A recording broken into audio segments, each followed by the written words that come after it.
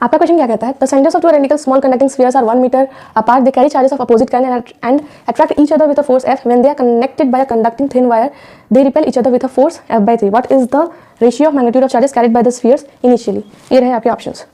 Question में ये बोला है कि टू स्मॉल कंडक्टिंग स्फीयर्स हैं, उनके जो सेंटर्स के बीच का जो डिस्टेंस है वो हमारा 1 मीटर देके रखा है, और ये जो चार्जेस है, सपोज इसका चार्ज Q1 है, इस पे चार्ज Q2 है, दोनों ही अपोजिट चार्जेस है, तभी अट्रैक्ट कर रहे हैं, तो पॉजिटिव है तो नेगेटिव होगा। इनके बीच का फोर्स हमें देके रखा हुआ है, दैट इज क्वेश्चन में, दैट इज F देके रखा हुआ। स्मॉल कंडक्टिंग स्फीयर है तो इस पे जो चार्ज होगा उसको हम सेंटर पे मान सकते हैं, क्योंकि स्मॉल कंडक्टिंग स्फीयर बोल के रखा है क्वेश्चन में, स्मॉल कंडक्टिंग स्फीयर, ओके, हम सेंटर पे चार्ज मान सकते हैं, ठीक है। इनके बीच का फोर्स हमें F देके रखा। अकॉर्डिंग टू कूलम्स लॉ आपको फोर्स का फॉर्मूला पता है, that is force is equals to K Q1 Q2 divided by R²। यहाँ पे K is coulomb's constant, Q1 Q2 are charges, R is the distance between two charges, okay. तो यहाँ से हम बोल सकते हैं फोर्स जो है हमारा डायरेक्टली प्रोपोर्शनल है Q1 Q2 divided by distance का R², ठीक है। अब इसके लिए, इस कंडीशन के लिए हम इक्वेशन लिख रहे हैं, देखो फोर्स हमें देखिए रखी हुई है क्वेश्चन में, दैट इज इसके लिए हमारी फोर्स है F directly proportional two charges. देखो Q1 एंड Q2 के डायरेक्टली प्रोपोर्शनल होगी चार्जेस Q1 एंड Q2, क्यों, क्योंकि R का जो हमें देखिए रखी हुई है distance that is 1 metre, since R is equals to 1 metre, तो यहाँ पे डालोगे तब भी आंसर वही आने वाला है। Force is directly proportional to Q1, तो ये यहाँ से हमें मिल गई पहली इक्वेशन। अब दूसरी इक्वेशन, अब हमें बोला है कि इन दो चार्जेस को जब हमने थिन कंडक्टिंग वायर के थ्रू कनेक्ट किया तो इनकी जो फोर्स है इनके बीच की दैट इज F/3 हो गई।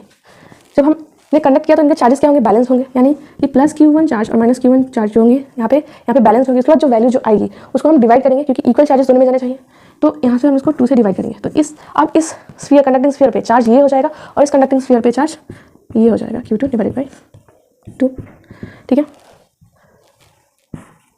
अब इनके बीच, अब जब चार्जेस ये हो गए तो इनके बीच की फोर्स कितनी है, F/3, F/3 फोर्स लेके रखिए। अब इनकी इक्वेशन लिख रहे हैं, F/, फोर्स क्या है हमें मिली है, क्वेश्चन में देखे रखिए, force is F/3 directly proportional to charge. देखो अभी भी इन दोनों के बीच का स्फीयर, भले चार्जेस वहाँ पे गए तो डिस्टेंस अभी भी 1 मीटर ही है, तो अभी भी एक डायरेक्टली प्रोपोर्शनल क्या किस चीज़ की हो जाएगा, चार्ज की। तो हमारे दोनों चार्जेस क्या है, that is Q1 minus Q2 divided by 2। देखो यहाँ पे दोनों ही charges Q1 minus Q2 divided by 2, ये हमारे इक्वेशन 2 हुए, ठीक है। अगर हम इक्वेशन 1 को 2 से डिवाइड करते हैं तो हमारा आंसर मिल जाएगा, तो therefore equation 1 divided by equation 2, तो हमारा आंसर क्या निकलेगा, F डिवाइडेड बाय, ये हमारा F divided by F/3 equals to, ऊपर में हमारा Q1 एंड Q2 देके रखा है। तो Q1 माइनस, ये दोनों ही सेम है तो हम इसको स्क्वायर कर सकते हैं, तो यहाँ पे आएगा हमारा Q1 माइनस Q2 का होल स्क्वायर, और ये 2 है तो 2 का भी होल स्क्वायर, दैट इज हमारा नीचे में आंसर आएगा 4। तो इस 4 को हम ऊपर में लेके जाएंगे तो यहाँ पे आ जाएगा 4, ओके। अब ये F और ये F कैंसिल हो जाएगा, ठीक है, तो यहाँ से यहाँ पे लिखते हैं, that is 3 is equals to 4 Q1 Q2 divided by, अभी Q1 माइनस Q2 का होल स्क्वायर देखा है, आप लोग को पता है A माइनस B का होल स्क्वायर क्या होता है, A square plus B square minus 2AB। यहाँ पे लिख देते हैं A माइनस B का whole square is equals to A square plus B square minus 2AB, ठीक है। सेम यहाँ पे A हमारा Q1 हो गया, B हमारा Q2 हो गया, तो यहाँ पे हम लिखेंगे Q1 का स्क्वायर प्लस Q2 का square minus 2Q1 Q2, okay. अब ये यहाँ पे जाएगा तो हमारी इक्वेशन क्या बनेगी, 3Q, ये होल चीज़ 3 से मल्टीप्लाई होगा, 3Q1 का स्क्वायर प्लस 3Q2 का square minus 3 into 2 that is 6Q1 Q2 is equals to 4Q1 Q2। अगर नेगेटिव Q है यहाँ पे प्लस होगा तो इधर जाकर 10Q1 Q2 हो जाएगा, तो 3Q1 का स्क्वायर प्लस 3Q2 का square equals to 10Q1 and Q2 हो जाएगा। अब हमें क्वेश्चन में इनिशियल चार्जेस के रेशियो निकालने के लिए बोला है, रेशियो का मैग्नीट्यूड चाहिए हमें, ठीक है। तो हम क्या करेंगे यहाँ पे रेशियो निकालिए, हम बोथ साइड LHS, ये लेफ्ट साइड और राइट साइड में Q2 स्क्वायर से हम डिवाइड कर देंगे, ठीक है, दोनों साइड हम डिवाइड करेंगे, तो हम लोग का आंसर क्या मिलेगा, इसको अगर हम Q2 स्क्वायर से डिवाइड करेंगे that is divide by Q2 square, तो हमारा आंसर क्या निकलेगा, that is 3Q1 square divide by 3Q2 का होल स्क्वायर। तो इसको हम ऐसे भी लिख सकते हैं Q1 और ये Q1 माइनस Q2 का होल स्क्वायर, ठीक है। अब इसको 3Q2 स्क्वायर को डिवाइड बाई Q2 स्क्वायर से करेंगे तो आंसर हमारा +3 में आएगा। अब इसको हम Q2 का स्क्वायर से डिवाइड करेंगे, आंसर क्या आएगा 10Q1, नीचे में Q2 का स्क्वायर है तो 1 स्क्वायर डिवाइड बाई Q2 का स्क्वायर है, तो 1 स्क्वायर हमारा ये कैंसिल हो जाएगा, ठीक है। तो हमारा आंसर आ जाएगा 10Q1 divided by Q2, okay. अब इसको हम Q1 एंड Q2 का हमें रेशियो चाहिए, तो यहाँ पे हम क्या करेंगे, जो Q1 एंड Q2 का जो रेशियो है उसको हम x मान लेते हैं, therefore late Q1 divide by Q2 का जो रेशियो है इक्वल्स टू x मान लेते हैं, ठीक है। अगर हम मान लेते हैं तो इसकी इक्वेशन हमारी अब क्या बनेगी, दैट इज 3x स्क्वायर यहाँ पे plus 3 is equals to 10x, okay. यहाँ पे इक्वेशन हमारी ये बनेगी, अब इसको अगर हम सॉल्व करेंगे that is 3x² minus 10x plus 3 is equals to 0। Okay, अब ये हमें एक क्वाड्रेटिक इक्वेशन के फॉर्म में दिख रही है। देखो इस देखिए जिस क्वाड्रेटिक इक्वेशन का फॉर्मूला आप लोग को पता है, उसको यूज़ करेंगे डायरेक्टली एक्स की वैल्यू निकाल लेंगे।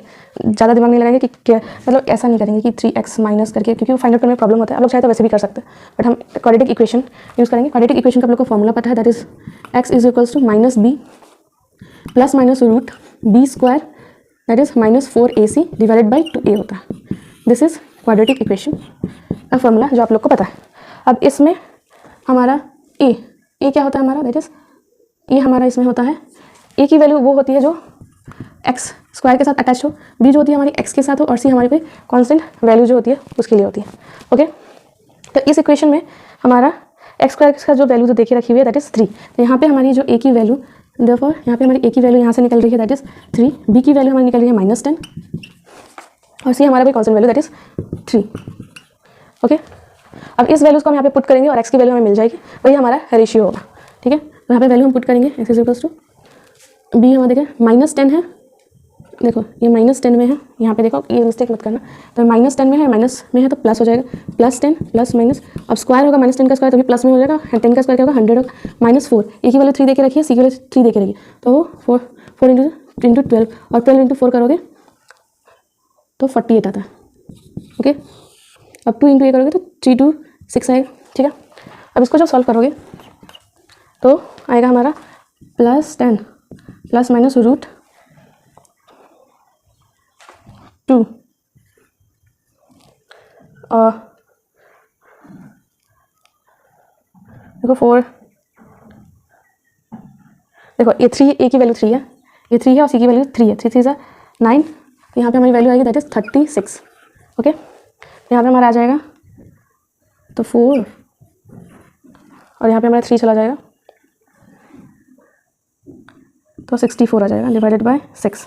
ओके, जब इसको हम करेंगे तो 10 प्लस माइनस, अब रूट 64 किसका होता है 8 का हम करते हैं, तो रूट 64 की वैल्यू क्या आएगी दैट इज 8। ये आप लोग को पहले से पता है, तो इसको डिवाइडेड बाय 6 करेंगे। अगर हम 10 प्लस 8 लेके करते हैं डिवाइडेड बाय 6, या फिर 10 माइनस 8 करके डिवाइडेड बाय 6 करते हैं, हम लोग का आंसर यहाँ पे क्या आएगा, यहाँ पे हमारी एक्स की वैल्यू निकलेगी 10 प्लस 18, यहाँ पे आएगी 3। अगर हम 10 माइनस करके करते हैं तो 2 डिवाइडेड बाई 6 आएगा, तो जिसको हम कैंसिल करेंगे तो आ जाएगा हमारा 1:3।